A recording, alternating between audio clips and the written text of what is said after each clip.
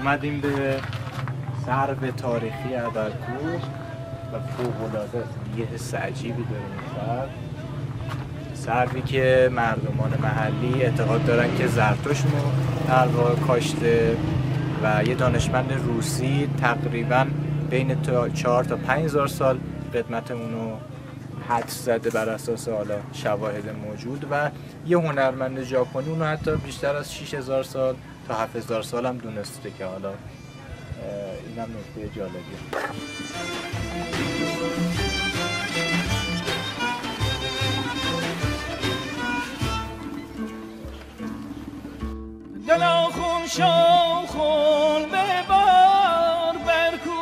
مسن‌ترین موجود زنده ایرانی 28 متر ارتفاع داره تقریبا و در واقع نماد شهر عبرکوه هم محسوب میشه، نمادی که مردمان این شهر خیلی براشون اهمیت داره حفظ این در واقع موجود و ببینید که دورش هم کامل چوب کشی کردن که کسی هم نزدیک نشه که این به نظرم کار جذابیه برای یک موجود زنده ای که حتی نماد ما ایرانی هم میتونه محسوب بشه. به نظرم جذابه که هر ایرانی یک بار بیاد اینو ببینه و فوق العاده است و جذاب بی‌نظیر حس غرور رو نمیدونم این بلندی اینجا از خیلی دورم مشخص بود که فوق العاده است. من که حیرت زده شدم. امیدوارم شما هم لذت برده باشین و اگر نیومدین با این ویدیو حتما ترغیب بشید که بیاید حداقل سر و عبرکوه رو توی شهر عبرکوه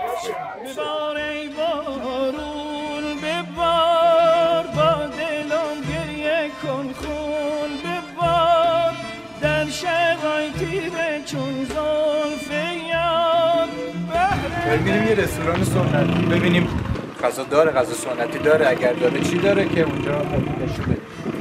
غذای سنتیش جای بانک سنتی همین نزدیک خود سر و عبرکوه که دست چپ سر محدوده‌ای داره که با تصویرش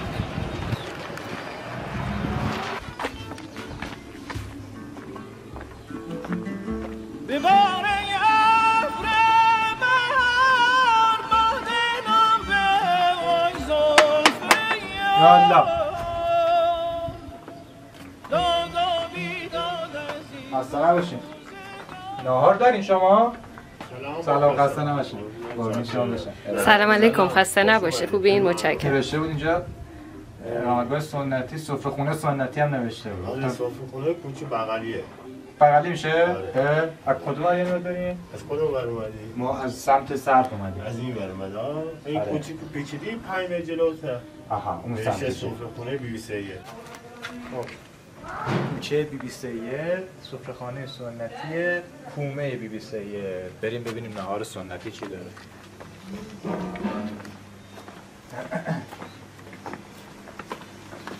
بوی غذا که میاد داد. امیدوارم که داشته باشم.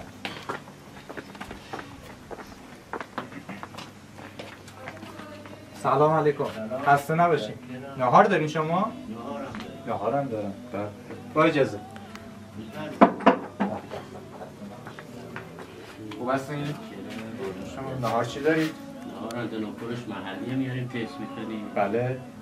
و جوجه هست، دیزی هست، فرمه گوشت گوسفندی هست یا همون بزرگ هست. خوبی دارم.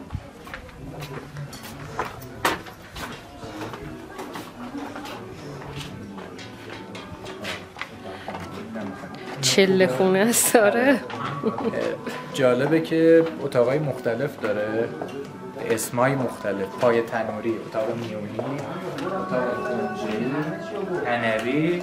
منم لهجه گرفتم چله خونه و قرار شد الان خورشت محلی رو برام بیارن تست کنیم. خب تست آوردن برامون.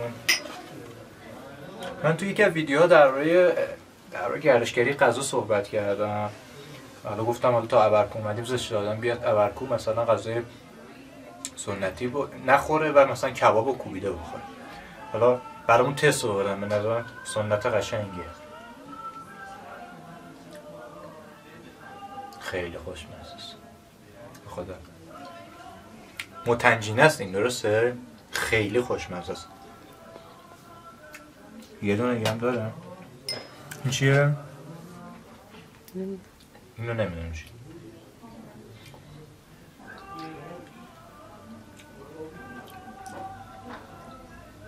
بی نظیر واقعا، یعنی یه سور میزنه به کباب کوبیده. یا الله. بفرمایید. دستتون درد نکن، خیلی مدت کردیم. ببخشید. خیلی ممنونم، دست شما درد نکنه.